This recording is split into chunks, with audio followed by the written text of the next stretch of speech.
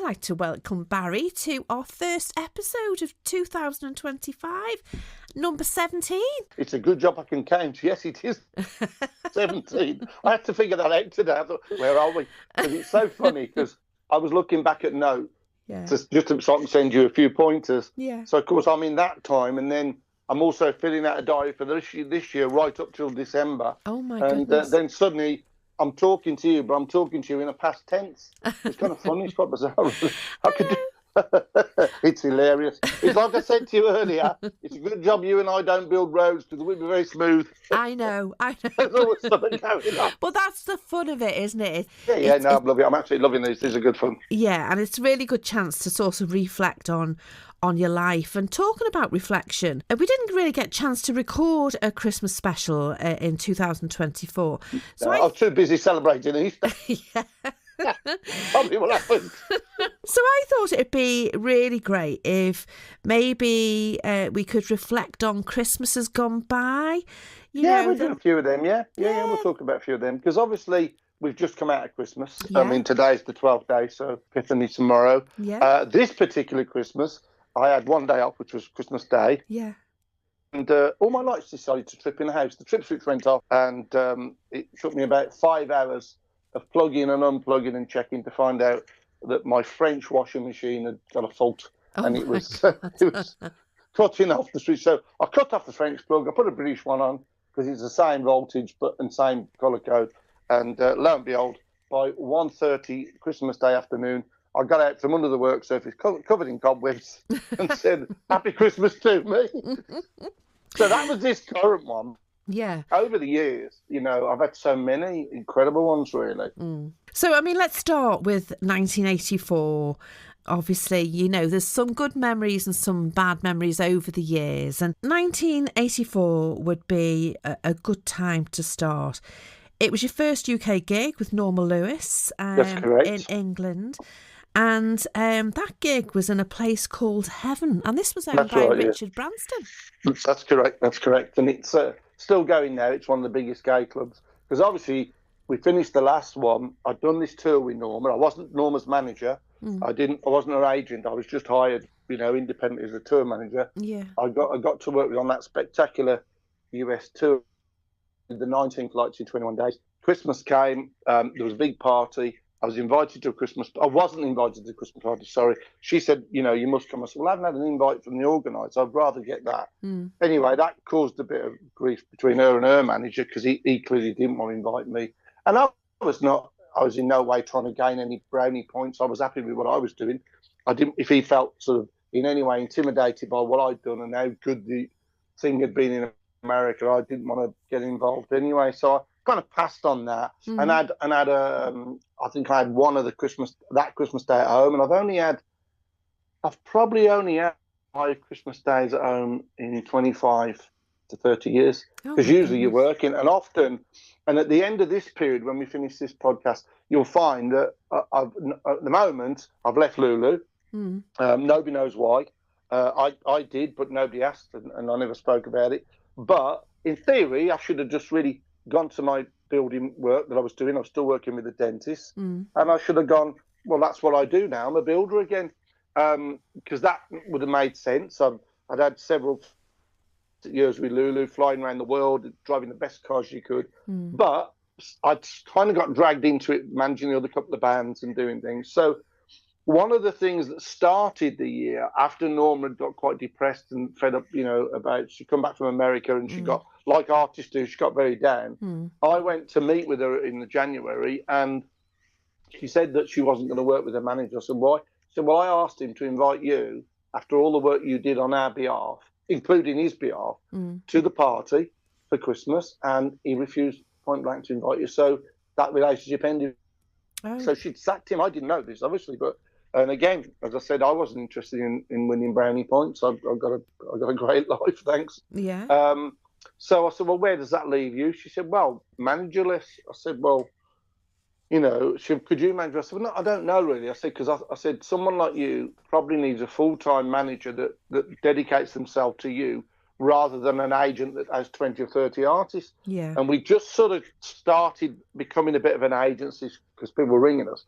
Anyway, long story short, we'd had a breakfast in this cafe about 2 o'clock in the morning called Up All Fulham.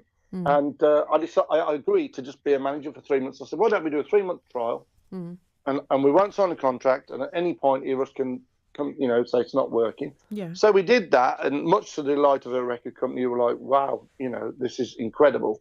This is what we wanted, Barry. All the reports were good. You handled Norma. Everything was successful. So successful, we were going back. They wanted us to go back to America within about 3 months. Wow.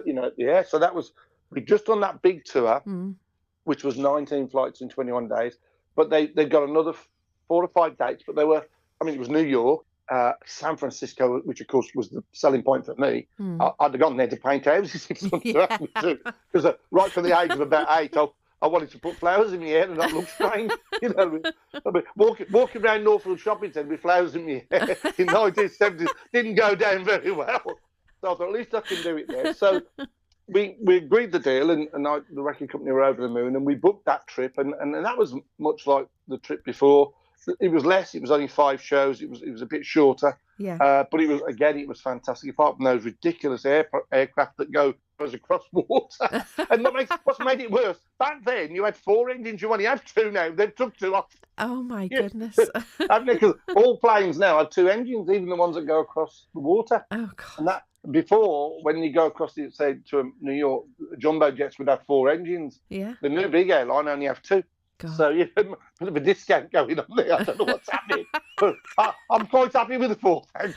And I once flew on a plane with 5, and I thought, 5, that's a bit odd. We're going to keep going maybe in circles because there's 3 engines on the right side. What's happening? But what it was, they were delivering an engine to whoever the airline, wherever we were going at the time. Yeah. And they bolted it onto the wing. So we had a 3rd engine, and I had visions of going round in circles. Oh, my God.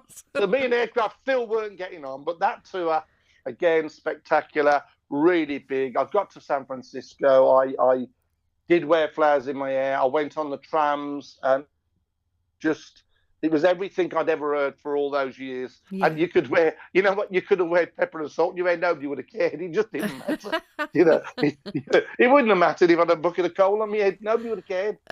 So I absolutely loved that. And it was the start of this management deal with Norma. And we did this gig in Heaven, which was owned by Richard Branson. Yeah. Now, if you remember, we did a song called The Fight. That was the one that they gave me to take Norma to America with. Yeah. I'd never heard of her. Yeah. It's a fight, big guitar. So, this club, which was owned by Richard Branson, and now Dallas, there was all fight scenes in Dallas. Yeah. So they used all the footage from Dallas and created a video for the single of all the fights.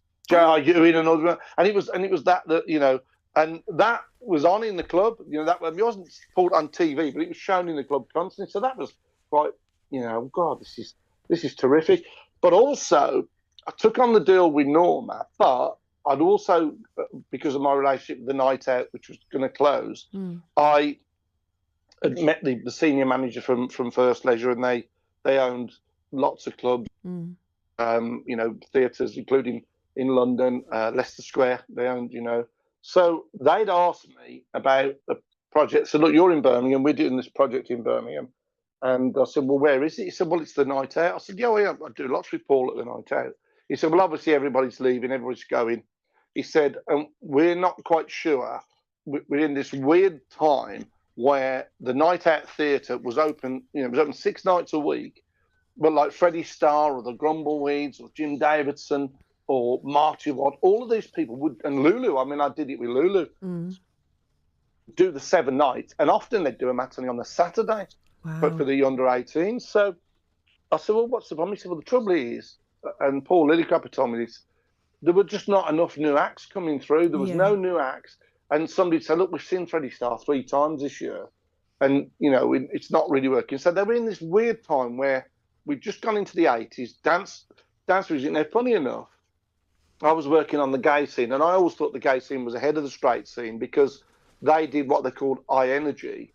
And 2 or 3 years later, all the straight clubs played exactly the same techno. So they were ahead, but they knew, and First Leisure as business people knew the trend was not so many theatre, restaurant type venues. It would become discos. Yeah. So they, being one of the biggest companies, said, right, we're actually going to we're renaming the theatre, Night Out Theatre, as the Dome. Now, this held, 3,500 people. And he said, but we've met you a few times, Barry. You've had your stuff going on. He said, it's going to be called the most spectacular discotheque in the world. I said, blimey, that's a bit of a, why is that not in London then? I would have thought that would have been London. Yeah. No, that's the reason.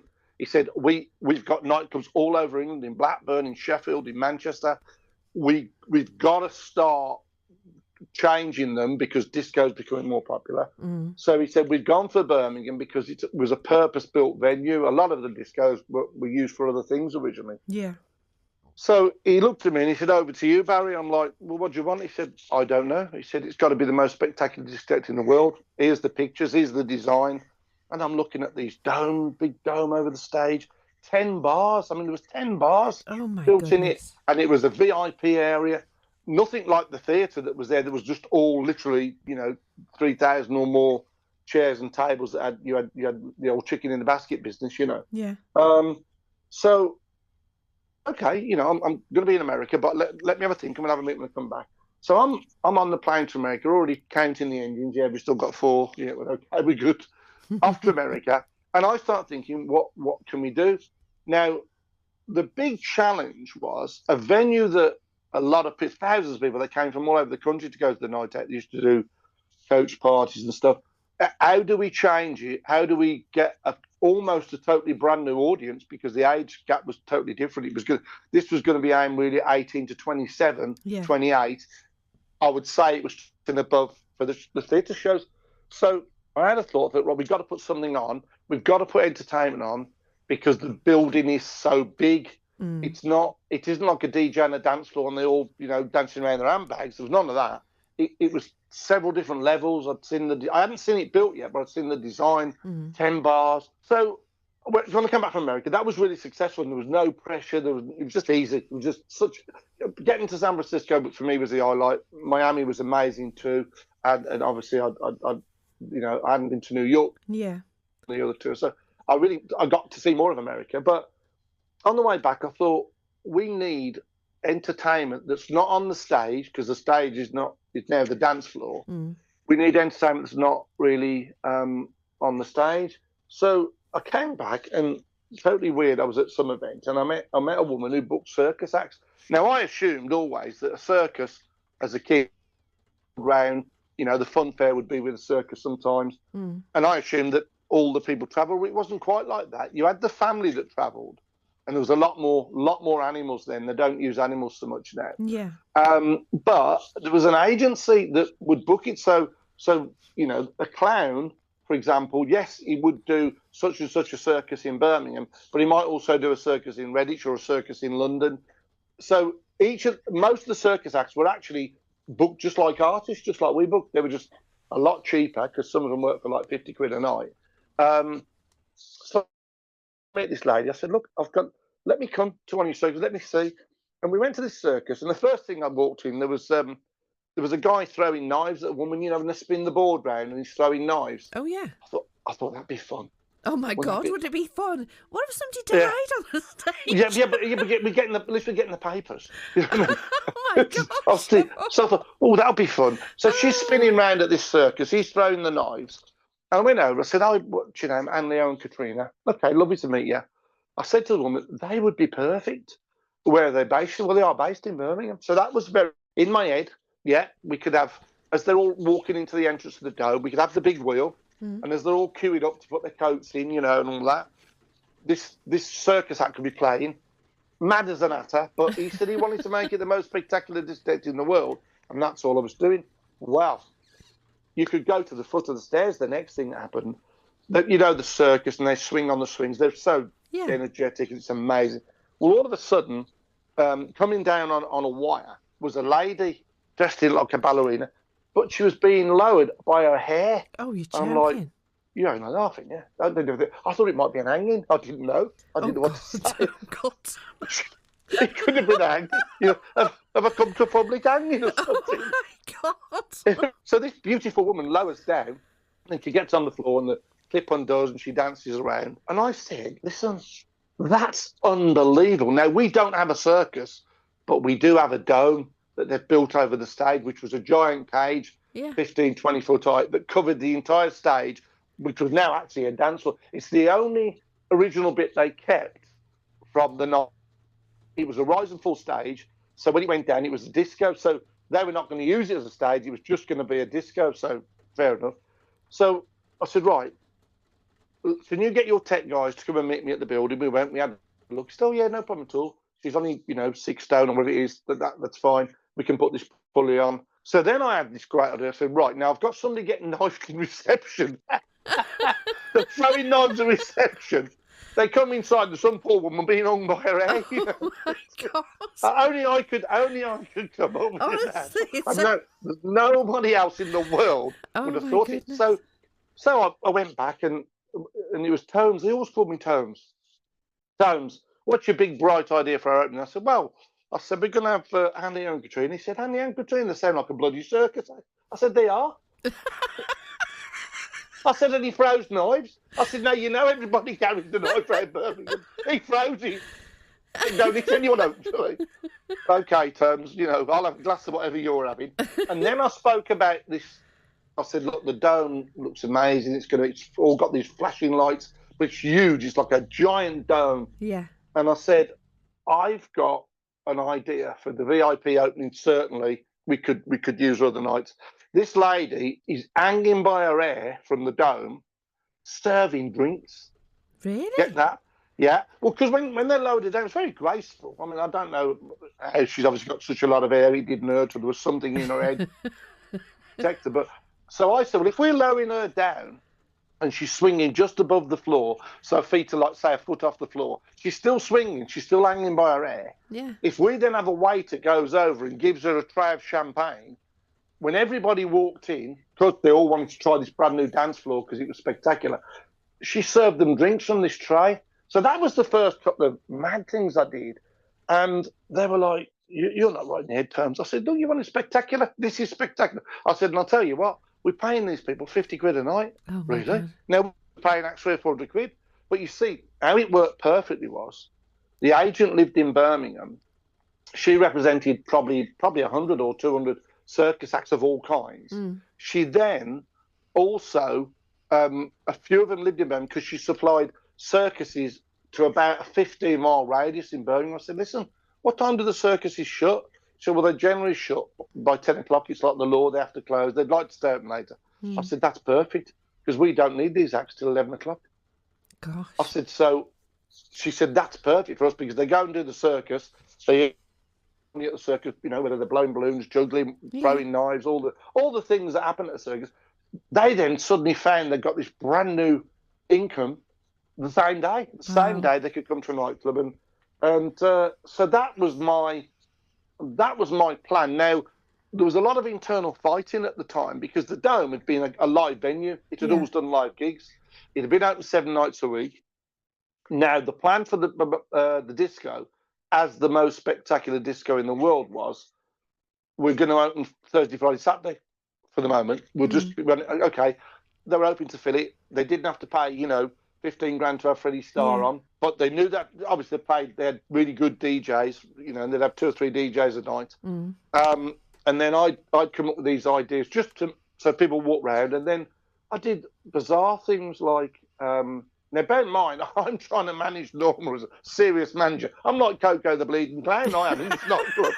We're walking around. Now, you're not going to believe it, but so everybody knew that we were BT Management, were entertainment consultants to the Dome. Now, they got an office in the Dome. I'd already got an office 10 mile away. I said, I'm not going to work for the Dome. He said, no, you just do whatever you want. You've got your own office. You can put your plans out. Any ideas, we can sit in your office. So that was great. And there was another guy there called Les. And he was, me and him couldn't be more different. We were chalk and cheese. I was a nut job, and he was just like a straight promoter. But he only did bands. And I said, well, look, they're not going to do bands. He said, well, we're hoping they do. I said, well, at the moment they're not. For the first sort of, I think they opened in the October. Yeah. I said, what's going to happen? They're gonna try different things. They may do a student night on a Tuesday or something. So then you would have bands. So I think that's why he was involved. And he was very, very good at the band thing. And he went on to manage a an incredible band called The Wonder Stuff. So Les was great. I wasn't interested. What he got to say. And if I'm not interested, I'm not interested. I'm so sorry. I thought, tell me something special and I'll stop and listen. But I'm like that now. I'm worse than ever. Yeah. So the disco comes and all of a sudden the first thing that we had was the first night was and their families were allowed in to test everything, test the bar, test the toilets. Yeah. Is it working? Are there any problems we didn't expect? Now this went from a 2-tier theatre style to this 10 bars on 8 different levels. Then the big dance floor was still down in the middle. And so the first night was all the builders, and that was fine, because if the toilets didn't work, the builders could go and fix it. That was the problem. The second night was a media night, press, local models and all those things, and hairdressers, glamorous people, basically. Yeah. Glamorous coming, it was one of them. And then the third night was the general public. So this thing with the air, the lady spinner, it was just, everybody was blown away by it, because she would hold a round tray with maybe, 15, 20 glasses of champagne. You got to get your champagne. As her tray emptied, the waiter would take over another tray, take the tray over, and she just served the drinks for the first hour, 2 hours. Katrina were out the front throwing knives. You could hear this thud, and every time I heard a thud, I was waiting for a scream. Oh my God. But to give an idea how insane they went. Now, because we were doing that, all of the agents were saying to us, well, are you going to put on artists? I said, well, not at the minute. No, they don't want to put on artists. They want it to be a disco. Yeah. They're moving away. I said, but what they don't understand, they're talking about cabaret artists. You're calling me about dance artists and new disco artists. Yeah. So, yeah, I'm going to introduce it, but let me get the thing open. So now, several things. I had a 7-foot-tall guy who was Frankenstein. We hired him every night, right? He stood at the door at the entrance, frozen solid, and every now and again he'd roar. Oh my God, they'd scream. They ran through the corridors. Now, bear in mind, he said over to you, Tomes, make it the most spectacular disco night. The music's important, obviously, but I wasn't the DJ. And I could tell they were just starting to play techno that I'd been listening to in gay clubs for the previous year, So to give you an idea of how crazy it got, and I kid you not, and I hope there's no animal rights people listening because we could get taken off air, I had a crocodile. What? Crocodile? On a lead. Yeah. Well, I was working with the circus. Oh, my God. They brought a crocodile in on a lead and had him walking around. Now, you imagine, you're just talking a gin and tonic, and the crocodile did grab you, scream. So all these little surprises were coming up. We always had a big thing at the entrance, because that's the first thing anybody's seen. Yeah. But then I hired a hypnotist who eventually went on to do the hypnotism in the VIP room, because he had to be away from the music a little bit. But he also did close-up magic, so he was doing card tricks. I mean, he was that good. He made a card disappear once. And I said, that ain't clever. We do it regularly. We nick them. I said, that ain't clever. And he was for Solihull Hall. He had some big screens. He moved them and the card disappeared. I thought, one of my mates has drove off in that, son. So he came in. But then we had an elephant. We had other circus. Then there was a local lad that had been coming to my record shop, which was not far from the Dome. And he said, I see you're in the papers, you're doing the Dome and all that. He said, I'm a juggler and a unicyclist. Could I come in? I said, well, look, come down one of the afternoons, do a bit of juggling, and then, I'll take some pictures and then I'll just put you on the roster. I said, normally we get them all from this agency, this lady we know. But yeah, I mean, I'm open to any ideas. So he came. Well, bless his cotton socks. He was a unicyclist and a juggler. That man couldn't juggle anything. He dropped them constantly. He dropped them so often, people laugh, right? Like Tommy Cooper did stupid tricks, right?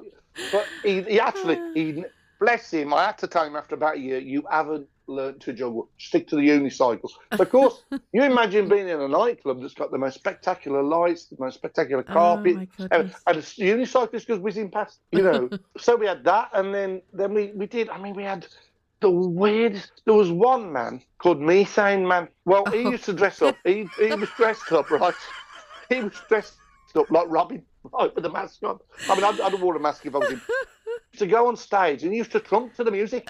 He'd hold the microphone and he'd trump to the music. Oh my God! I thought you fell off your chair. I was laughing.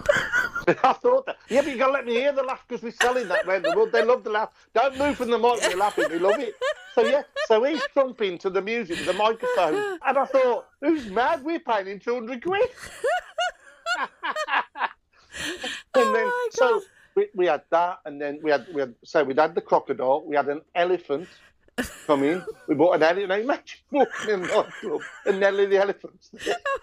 If there was a bowl of just suck the wood and spit it at you.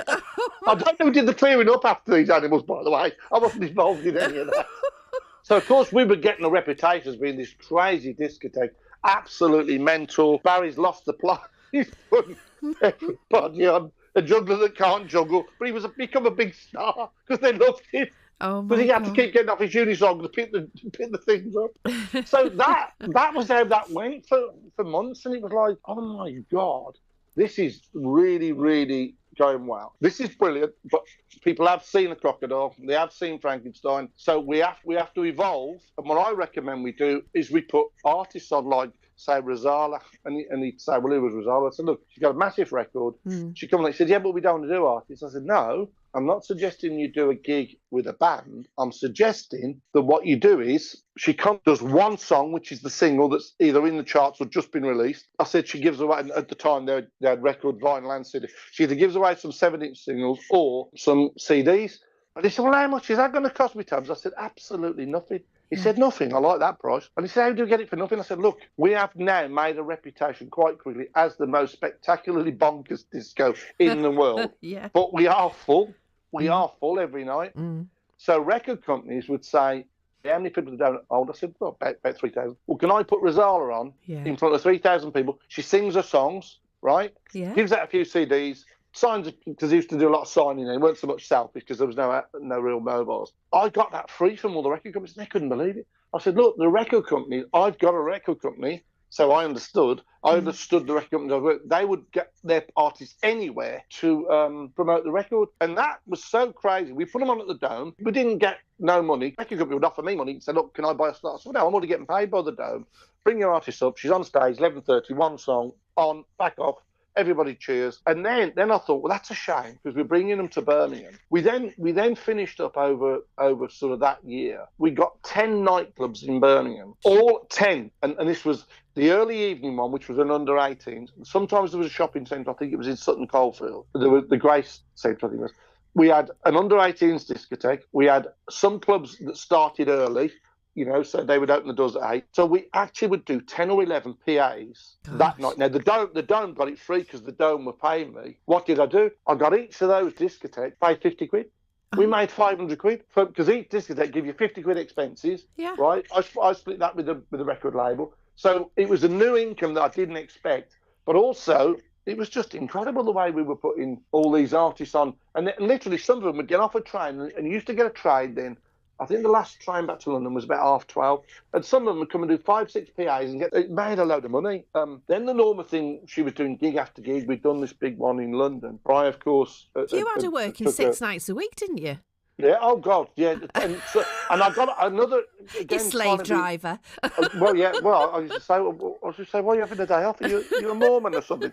I said, I know Sunday's a day of rest. I said, but we don't rest. Now, interestingly, if you booked an artist and they got, say, the average, say, somebody like Normal at the time was probably getting about 400 quid roughly in England, about 400 quid, which is a lot of money because bands were getting 30 quid then. Yeah. Circus acts were getting 50 quid. So 400 quid on the gay scene was great. But if I did a gay club, say the Nightingale in Birmingham, then there was another gay club, I couldn't put her on.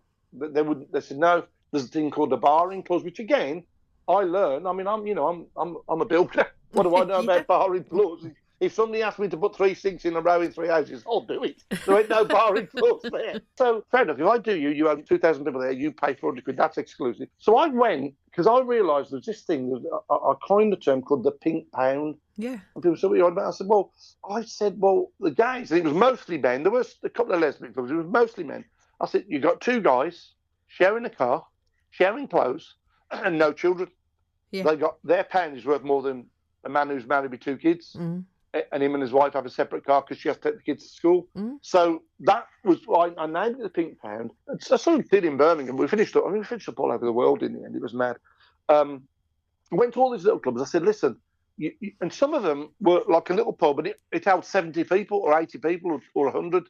And so I said, listen, I've got an idea. I know that you all know Norma and Angie Gold, a couple of us I met. Yeah, oh, we'd love to have me, but of course we're not big enough. I said, no, hang on, I've got an idea. If we do the Nightingale at 2000, they're going to pay us a lot of money, and they're not going to let us do anywhere else within a 10-mile radius for at least 2 weeks before and a week after. That's called a barring clause, because obviously you didn't want to split your audience. I said, however, if you agree with a club down the road 3 miles that only holds 100 and you hold 100, if you both pay 200, which is still high for you, but it's just a special show, we'll get the artist like Norma to do 3 songs at your club, 3 songs at the other club, not a full show, not the full half hour. Yeah. So that's what we did. We were doing what we called doubles. So it was like incredible, and that really grew and grew and grew. Wow, and then that's amazing. Yeah, well, it was always looking for how do you make more money out the thing we're doing. You know, that's. It's a bit like a builder when you say you need a new door. Oh, yeah, you better have a new step as well. You always got a bit extra. So with the nightclub, you want a PR? I said, oh, anything. Like when the mechanic kicks the tyre. So all of a sudden, my head's spinning. We'd had sort of the aquaplaning year the year before, but I was a lot more focused business at this point. I thought, hang on, we're doing this. And first they just paid me a retainer. They booked me for a year. And then there was a guy called Louis Parker, God rest his soul. He had a company called Concord Artists. They booked all the big names in London. They were all there. I remember when Dirty Den did EastEnders, there was an article had been in the Sun, and it was about somebody's wedding, and Dave, the barman from Minder, was at a wedding. And for a laugh, they asked him to get up and serve behind the bar. Yeah. And I thought, hang on. I called the Sun. I got his number. I said, listen, mate, that was quite spectacular. He said, it was only a laugh. I said, listen, if you want another laugh, I'll give you 350 quid. What's that for? Well, do you want to come to the Dome in Birmingham, put you up in a hotel, you can have a meal. All you got to do is serve behind the bar. It's 10 bars. Just go from bar to bar. So, of course, and I've got a great picture of me at the bar with him, and I'm wearing a suit. I look a right twat. I've got a suit on.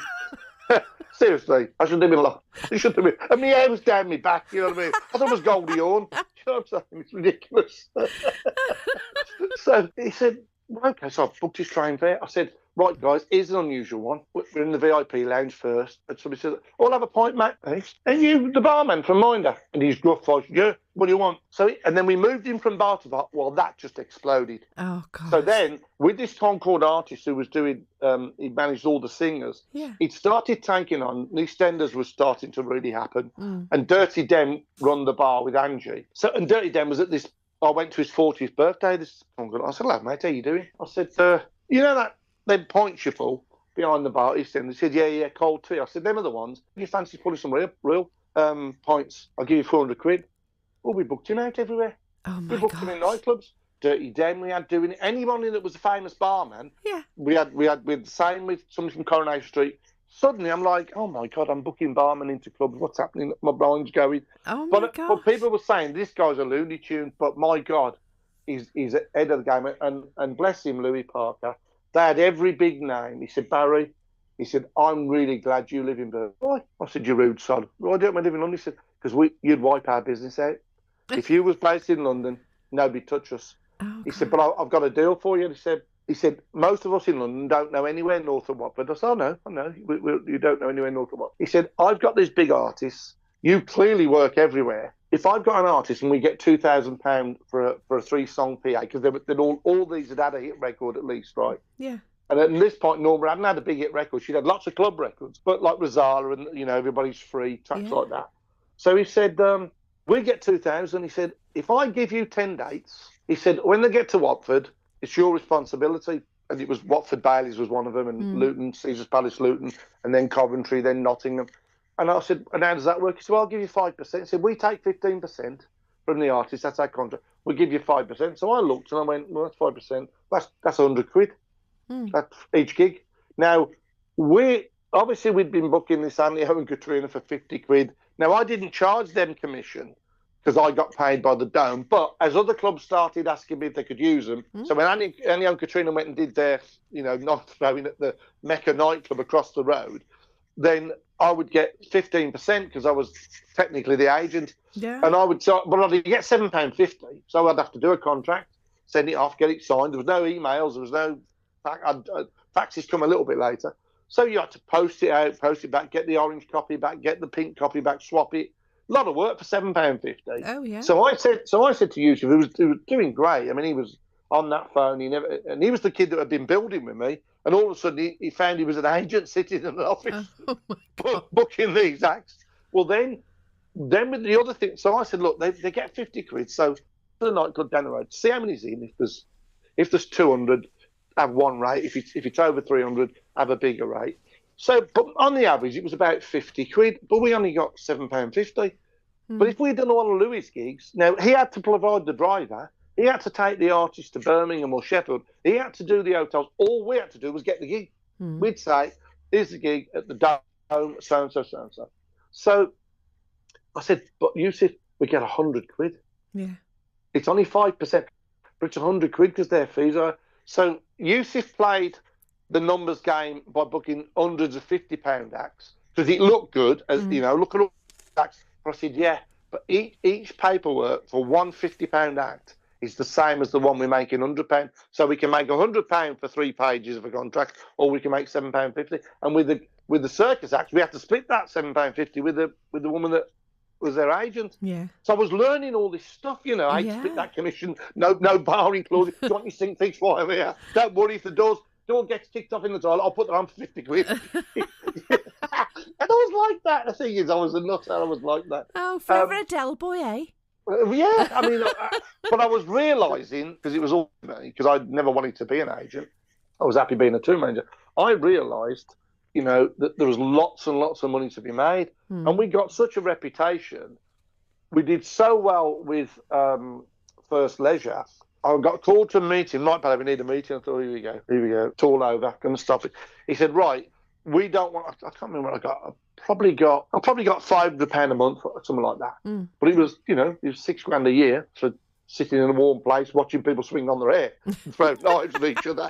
It didn't matter. I did clear up the crocodile crap. That wasn't my job. You know what I mean? So he said, look, this is so spectacular, but we don't want to pay you £500 a month. I said, well, of course you don't. You want to pay me £8? He said, no, we want to pay you less. I said, how does that work? He said, we're going to give you a consultancy deal for every one of the nightclubs we own, and each nightclub is going to pay you £25 a week.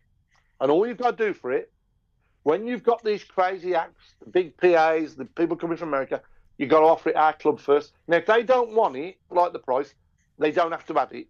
But you get a reward for giving us first refusal. So there was about 15 nightclubs all paid me £25 a month. So that was more than the 500. Yeah.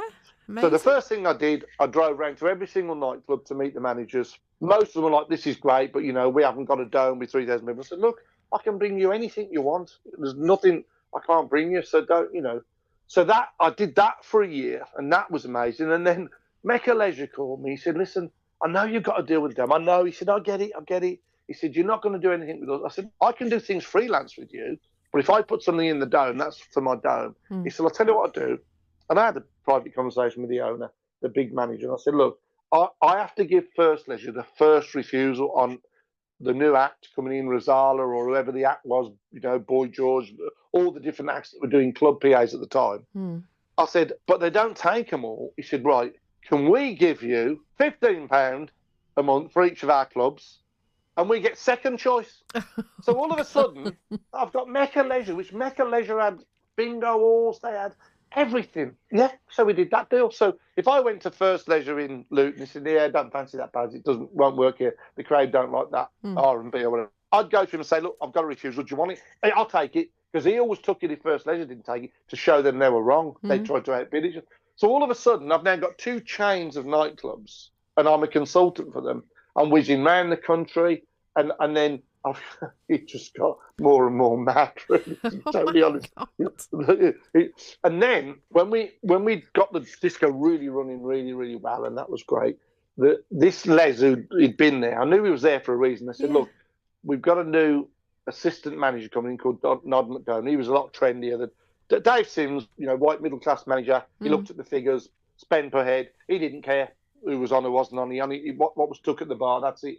Nod McDonough came in as the assistant manager. He was younger, but he was really trendy. Got long hair like me, looked like looked like a woofter, just like me. So it was great. But he was only into bands. He said, "This is all great, Barry, and you're doing a fantastic job. But I've only agreed to come here if they do a band night." Yeah. I said, "No problem. Okay." I said, "Now let's have a look." I said, "Tuesday's a big student night in Birmingham. At least 8 clubs have students." I said, "Thursday, Friday, Saturday, we're open." I said, "Wednesday, they do some private hires." I said, "Why don't we go with Monday as the band night?" Okay, brilliant. So, of course, we couldn't just put a band on, a local band. They said, "We've got to do something absolutely off the scale, ridiculous for the first night. We've got to get people to come to a discotheque to see a band." Now, that in itself was a challenge because people had got used to this being a discotheque and there was no shawadi-wadi on and nothing like that. So when we said starting next month, live bands on a Monday, we had to find somebody ridiculous. Somebody was going to get in all the papers and going to be outraged. So I booked a band at the time. They only had one hit. It was called Zig Zig Sputnik. And they were just outrageous. I mean, it was like 15 Boy Georges on stage. It was they were incredible. And Martin DeVille, really absolutely gorgeous. I mean, stunning, most stunning guy. Sadly, he fell in love with me. I said, "Look, you can fall in love with me, but do you mind if we don't actually have a loving? You can be in love with me and send me cards and chocolate, but we're not having any lovings." Okay. So we booked this act, and John and Nod was like, "This is great. I'll get them to go back gigs." I said, "Well, the disco's making a lot of money, Nod. Just do your gigs on a Monday, So this is what I've been Googling. It's totally outrageous. Now, when I told Dave, he said, "Tomes, you've done okay so far, Tomes. Well, why did you suggest a bunch of mental patients like that?" I said, "Because it's going to get the best news ever. We need to now tell people in the West Midlands," because it wasn't just Birmingham they were travelling from. I said, "We need to tell them that we are doing bands." Yeah. So we booked Zig Zig Sputnik. He said, "I'm just worried." He said, the idiots that are going to come in to watch this band, they're all going to be punk rockers. He said, "When they finish at 11:30, we're dead. And bear in mind, we're open till 2. I said, "Leave it with me. Dr. Tomes has got a remedy." Now, Zig Zig Sputnik came, and when I said to Norma, I said, "Listen," I said, because she'd been to the Dome, she'd been to the opening, she did a lot of the gay clubs in Birmingham. I said, "Listen, I've got Zig Zig Sputnik on a Monday night." She said, "They're outrageous, aren't they?" I said, "Yeah." I said, "The only thing is, you're on as a support." She said, "You what?" I said, "Listen, they're going on between 10 and 11. They'll be gone. From 11 till 2, this has to become a disco." So it's like from a punk rock venue, no time to stop. It's just got to change in one song. We need a dance act. Yeah. So I said, "Right, Norma, we're going to put you on." Now, bear in mind, Nod had booked the act. He just asked me for ideas, and they liked my idea. But he was responsible for the night. Him and Les were doing the band. But of course, I got all the publicity. We got loads of things. So then we had Zig Zig Sputnik on, press everywhere. They all turned up with Mohican hair and bright red, all the guys just looked absolutely stunning. It's like ladyboys, really. They looked incredible. I daren't ask, no, it's okay. It's all right, Martin. You can love me, but I can't love you back. So of course, they came on and they were a pile of crap. Oh, God. Because they all mimed. They mimed. They'd only had one hit. You couldn't understand that was singing. Looked spectacular. It was almost like I brought the entire circus to town. Oh, God. Put them all on the stage together. So of course, but the audience that came to see Zig Zig Sputnik absolutely loved Zig Zig Sputnik. They had a great time, but they were crap. I mean, they were crap. So about it. It was like when the Sex Pistols was all a hype, and they come on the back of the Sex Pistols. That's how it all came about. Yeah. So, of course, as soon as they finished, the DJ's going to play 2 songs while they clear the equipment. You've got to come on, and you've got one song to win that dance. They're all going home, and the bar take will drop £3,000-4,000. Yeah. So of course she came on belting out some big dance hit. What if it was? I think it was a massive dance track at the time. Donna Summer track, I think it was. Yeah. She works hard for the money. So of course everybody thought that was the end, Zig Zig Sputnik. But when she come on, dressed flamboyant, looking great, sounding amazing, they all stayed. God. Well, the next day, we were called into the office with Dave Sims, the manager, and Nod was called in. Of course, Nod was the assistant manager. I think Les was hiding in the cupboard because I'd never seen him. Where Les went. So we sat there, and he said, right, Tones, whose idea was it to have Ziggy Sputnik? I said, mine. I said, I put it down as the priority. He said, do you know how crap that was? I said, they were horrendous. Absolutely horrendous. He said, well, why do we book them? I said, look how many people turned up. Look how much press we got. Look at the noise we've made. Yeah. He said, well, I'll tell you what, Tones, you saved the night. Because if you hadn't put Norma on, we'd have lost the night. Because it's so quick. Even if a DJ don't play the right music, you can lose 500 people. They leave the dance and get them back. And he said, you saved the night. He said, so I'll forgive you for booking the worst act that ever existed. and then the next one we booked was a band called Susie and the Banshees. Oh, and gosh, they were on, and they were a huge band, and they were quite huge, weren't they? Years yeah, ago? oh yeah. So that kept, that just literally kept on evolving at the Dome, and I just kept coming up with idea after idea, and that Monday was successful because we got people in on a Monday that would never come in on a Thursday, Friday, Saturday, but because they loved the venue, because they liked the fact there was bars and loads of places to snuggle in a corner. They loved it, but they would never have come in at all, not even with a free ticket, because it just wasn't a disc. Why would we go to a disco with punk rockers? So of course they got more audience from that, and they came in, and we early in the evening, I think from 10 to 11, we did put more indie music on, then went to nightclub, and but then I had we kind of done the thing with all the acts, and he said, right, we want one big act for the VIP night. Right, he said, nobody we've had on before, Tones. He said, pictures, somebody new. I said, okay, leave it with me. I'll get you somebody. Well, if I said to you what was the most famous boxing match in the country, in heavyweight boxing, if you don't know boxing, you don't. But if you know boxing, you'd probably say the Thriller in Manila. Absolutely. Which was Ali and Frazier. Yeah. And it's even now, 40 years later, people are talking about it. Huge. So now I beg to differ, because I think I was at the best boxing match ever. Go on. Now, going forward later on, with Barry Hearn, I represented Chris Eubank. We did amazing stuff. So we did get into the boxing things, but this particular boxing match was bigger than the Thriller in Manila, because it was the Thriller in the Dome. Go on. Do you want to know what it was? Go on.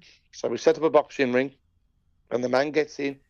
The first fighter comes in, and he's the underdog, so he has to get in the ring first. Yeah. Yep. And they're all cheering. Nobody knows what's coming on. They know it's going to be a boxing match. Go on. All of a sudden, a kangaroo gets in the ring. A boxing kangaroo. You're joking. A boxing kangaroo. Oh my goodness. With his boxing gloves on. And he has a fight with his owner. Broke his ribs. The kangaroo broke the owner's ribs. God. Oh my God. So then, because we'd done all that, and we'd had 6 months or whatever it is of this crazy stuff, it then became, they did more band nights, and I've even done a massive competition, and I started a gay night there as well, which we'll probably talk about in the next one. But because we'd done all the speciality acts, we kept the Frankenstein, and we had a few, like Tony Riccardi was a hypnotist. We kept him on. We had him going for a long time, and he did the close-up magic and stuff. So then we really turned more into a disco with loads of PAs. The PA thing had become big. Loads of the artists realised, it was before the big NECs and all that. Yeah. The gigs they were doing were like the Odeon in Birmingham for 2000 if they'd got a #1 record. But they were able to do the Odeon and do a gig, but then after party, they'd have their after party at the Dome and get up and do a PA for another £1,000. Oh my God. And so it evolved into a big discotheque and got more. And then obviously, I said, look, we're the most famous discotheque in the world. Why are there 4 student nights in Birmingham in 4 small clubs? We have to have a student night. So we're going to announce it. We're having a student night on a Tuesday. And he said, Tomes, there's already 4. I said, I know. But there isn't 4 that holds 3,000. Yeah. they hold an average of 500, maybe 700 if you're lucky.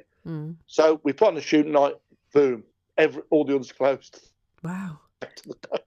And it was just unbelievable. So that was how my year was, really. I was doing lots of gigs with Norma. I mean, everywhere with Norma. And then Norma became so huge for us as a manager. We'd already been booked again for another third American tour, which was into the new year. So that would have been in the next podcast, 1986. But this is where, towards the end of this year, I really became international. Now, I'd done America with Norma, of course I had. And if you remember, we landed in London and we were flown straight to Paris. Yeah. Funny enough, that was a boxing ring. Norma did a show called The Fight. Yeah. So that was another boxing ring. There was no sign of the kangaroo, thank God. And but I get a call from an agent in Portugal. Hi, Barry. He said, you know, we know you are. You do stuff. We've seen all your publicists. Because the disco magazines went all around Europe. It was called Disco Dance Championship. So all the big discotheques become in there. And, of course, the Dome had the biggest promotion, the biggest, most spectacular in the world. So he said, we've got a brand new discotheque opening New Year's Eve. This was like at the end of 1985, going into 6. So, okay, what do you need? So we want Norma to do the New Year's Eve show. I said, really? He said, yeah, brilliant. I said, what else? He said, no, just the New Year's Eve show. Well, it was a lot of money. I think we probably got $2 or $3 grand. But what was, again, a learner for me, I'd done it with Lulu, sort of, but not with new acts. He said, we'll pay for a week. They flew us out for a week. Wow. We went straight, I think it was like Boxing Day or the day after. We had a week in Portugal, and we just did a show New Year's Eve. That was it. Gosh. We just did a show. And I remember Kiss Discotheque. Now, when we got there, we were driven, and I do remember the guy looked like a guy called B.A. Robertson, a singer, and he was fab. We called him B.A. We nicknamed him B.A. He looked after us. He took us to the hotel, and when we'd arrived in the dark, and we got the hotel, so of course, when we come out of the hotel in the morning after breakfast, right across the road was Kiss Disco. We didn't have to travel. We'd just walk in the disco. But there was nothing. I mean, there was nothing. It was just a building site of nothing. For miles, all you could see was land, sand, and hills. Now, that's Albufeira. If you go back now, Kiss Discotheque is still there, but there's also 1,000 there and 20 nightclubs. But so we were the first ever nightclub in this Albufeira. Wow. And the hotel was the first hotel which we stayed in. So if you like, I went from Bonkers Barry with his circus acts to the end of the year. All of a sudden, I am an international promoter because I'm having artists booked to go abroad. Now, in the middle of all that, I can't forget my dentist friends. I was still doing bits and pieces for them because I was doing most of my work in the Dome. I had Yusuf was brilliant because he also drove Norma for me, so I didn't have to keep going all around the country. I did all Norma's business. But he would take her and he would go, and so he worked with me in the day. He would go, and at one point we got so busy. Right by our office there was a car hire company, and I'll tell you a funny story about that in the next podcast. We spent, and this is 1985, 6, 7. We spent $2.5 grand a month hiring cars. Really? And we did a deal with him. He said, "Look, Barry, you do loads of miles. Yeah. What I want you to do, because you're based in Birmingham." Once if you have a car off us for a week, you know, we're probably going to Manchester, Scotland, Wales, Cornwall. He said, what I want you to do for me, do you mind bringing, if you're back in 2 days later, come in and swap the car. So we swapped the car. We'd hire a car for a week if we needed it, but we would always swap the car.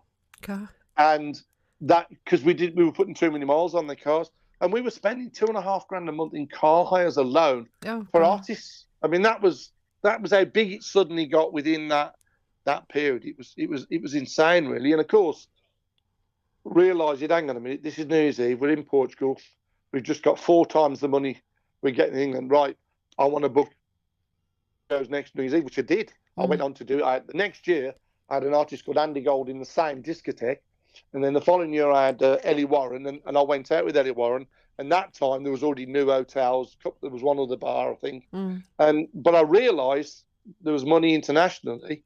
And what happened after we did the New Year's gig, Frederica was like, you know, my God, Barry, we're going to work forever. And we still talk now. I mean, I was going to book an artist for him for a big event only 5-6 months ago. So we're still in touch. 40 years later. He said, look, Norma was so amazing. Would you mind if I put together a Portuguese tour? I said, well, no. And I knew it was a small country. Yeah. You know, it's not big like Spain. So I said, well, yeah, you know. But he said, well, look, you know, we'll probably look round about March because this was New Year. He said, and what we'll do is, he said, I'll get you a few shows. I'll come to you with the prices. I'll tell you what we're doing. Let me know if it works. So, you know, by the end of January, it was really efficient. 8 shows. I thought, 8 shows is amazing. Gosh, that's amazing. Portugal's not a big place. No. You know, so when we went, we flew out there. We did Albufeira again, a different club, but we did Lisbon. We also did Cascais, which is in the north, which is where all of the Formula One racing was. There was lots of racing things going on. They had casinos, and what was weird, the locals weren't allowed to go in the casino. It was only for tourists. Really? The law wouldn't allow the locals. So people like B.A., who became our tour manager, he wasn't allowed to go in. Anyway, when we got there, we were taken to the hotel. There was press everywhere. I can remember Norman had a big, bright yellow coat on. We were in a massive club magazine over there, and he said, this is the biggest tour of Portugal any artist has ever done. Because most people did a show in Lisbon, a show in the north, and a show in the south. Wow. 3 was the average. 1 or 2 might do 4. We did 8 because she becomes so huge on the club scene. Yeah. And he said, you know, and from then onwards, we put loads and loads of acts in Portugal. Then, of course, we go on and start doing Spain, and we did a lot more in France.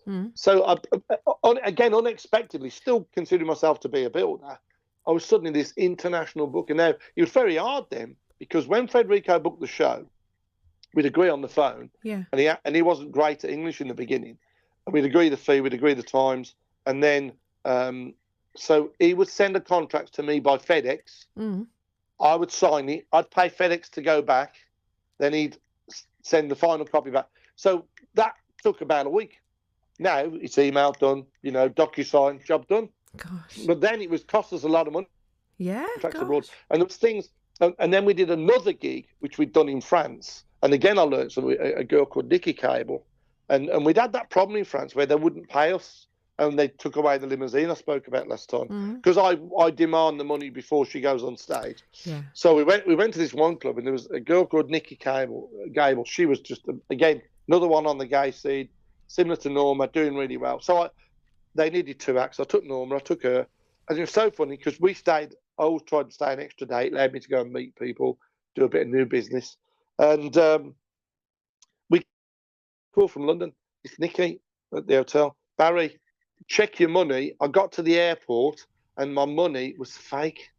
She'd been paid by fake notes. No. Fake English notes. Oh my God. Now, I was cleverer than that because I said to the guy, I want to be paid before. She got paid at the end. We got paid. So the club obviously paid her. But I said to the promoter, same thing, you've got to pay me. Now, this was weird because it's not like 100 years ago. It's only 35, 40 years ago. Mm. I said, right, you know the fee. Yep.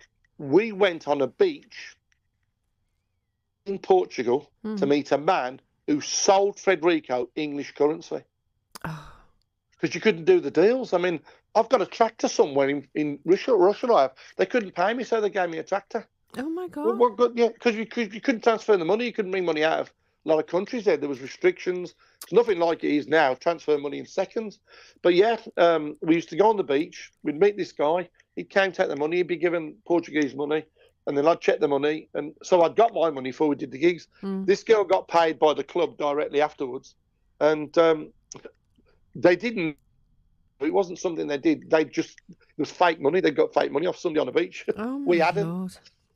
So how was that? Oh, my gosh. What a year. Well, it was mental because I still, at that point, I learned a lot. I learned about contracts. I learned about barring clauses, doubles. I'd made it so we could do 7, 8, 9, 10, 11 PAs in one town, all one song. I learned a lot, but I still, in my mind, well, I'm a builder. Yeah, what am I doing? I'm a builder. And I think it wasn't really for probably another couple of years, till about 1986, 7, and I launched the record company in 1987, which we'll talk about. I actually, given up the building then. I got to stop. It was too much going on. I didn't want to let people down. I brought a guy in to run it for me, and there was just not big complaints. It was, look, Barry, it's not been left tidy like you do, and there's a bit of a problem. So I said, look, my standard's my standard. I'd rather stop now with a good reputation than if I have to come back in a year's time begging for work, you're going to book me. Yeah. So although a friend of mine, I had to get rid of him, and that's really when I was full time. And then, well, it just went mad. I was doing shows all around the world, really. Oh, wow, that's amazing. Yeah, That is so it's absolutely incredible. You've had an amazing life, haven't you, Barry? Well, it's and I'm still having it, but it's such a varied one because I always saw an opportunity, and I've always said certainly in my seminars when I talk to people, I always say opportunities don't make appointments. Be ready. Yeah. If an opportunity's passing, it'll be gone in a minute. So don't say, oh, I'll let you know tomorrow, because tomorrow it'll be 100 miles down the road. Yeah. And honestly, that year we blew the socks off First Leisure. I got this deal with all the clubs. It lasted about another year. Norma's gigs were getting bigger. And obviously, I did feel sorry about Norma's manager, but I never got involved. That was something they decided. He was stupid not to invite me because she wanted me invited to say thank you. She wanted him to say, well, we'd done the official thank you and I'd handed over the money. So she kind of thought, well, if he's going to do business like that, we're not going to win friends. And then really weirdly, the party was also, it was just Christmas time. It was their band had been on tour with Gary Glitter and it was their last show. So they had a great big party for that. That band eventually came to work with me as Norma Lewis's backing band. Gosh, amazing. So I always kept, and I do now, I always keep the numbers or the ideas. And if I think, well, that's a good idea, but it's a bit ahead of its time. Like my Christmas in July, that was way ahead of its time. I got so much pushback, but now nobody thinks about it. And already I've just been posting about, they got a load of toys in the Ukraine at an orphanage because I had a Christmas party in July. It goes, I'm going forward. I do a tour with a medium. I have Jim Bowen playing darts in nightclubs, doing bullseye. It goes more and more. It was like, I was basically, if they can stand up, I can book them. I just got to see. I got to see where to book them. Oh, you can twist. Yeah, come on. I'll get you on the rock and roll, dude. And that's what happens. That is how my business evolved. And I'm honestly, I'm about to. I booked. Obviously, go to America. I said the next trip, 65th. I'm going for the 65th trip to America on the 6th of February for 6 weeks. And what am I doing? Again, it's mental. I know it's mental. I'm going to California to hold a boot fair. They don't do boot fairs in California. They've never done one. They don't understand it. They have a garage sale, stuff on your drive, and you sell it at your garage, and you have to have a permit. We've hired a school in Coachella, and we're having a boot fair. And there's two big celebrities I represent off Channel 4 called the Boot Fair Kings. They're flying out. They're going to come riding in on a horse, put the ribbon, while they're playing God Save the King. Oh, my gosh. So amazing. I can't wait to tell you the stories from that one. I really can't wait to hear all about that, Barry. Yeah. And while I'm there, we're also teaching at a school. We're filming some shows, which we started. We built the set, and one of our millionaire sculptors are huge. Their average painting's 15 grand, but some of the sculptors are 40, 50 grand. Oh they have supplied for our TV set 4 paintings, 2 which they painted exclusively. Nobody's seen. We're going to an unveiling at a cocktail party. I think it's February the 10th. February the 12th, I'm meeting all of the schools from the district to explain what I'm doing in this school that's very poor. It's the poorest school in California. That's why I chose it. And we're gonna film TV shows. But our set is gonna have about 150 to 180,000 pounds worth of paintings and sculptures on it. And they've supplied them free for the TV shows. That's amazing. Because they've been on one of our TV shows twice. So I'm glad to say the knees don't work like they used to. But, and I do have to have, I think it's 2.50 glasses from Poundland, but the brain's still working. So on that note, I'll say, I hope that was interesting for you. Can you imagine a boxing kangaroo stepping through? Oh, gosh. I've got to try and find you a picture. I've got to find you the picture of that. It's hilarious. Broke his owner's ribs. But we made a lot of money with him. And we had a bucking Bronco. We used to have it in nightclubs for 400 quid. Oh, my Lord. And I never met him. I booked him for 23 years and I never once met him. Oh, my Lord. Just booked him and he went, did the job. Never, ever met him. And he only lived in Stafford, about an hour's drive from Birmingham. Oh, gosh. Oh my goodness, what a life. Well, you have an interesting life because you've been up this mountain twice in the last week. I know, can't believe Yes, it. I've been watching. Did you go up on a motorbike the second time? No, actually, I went up on my pins again.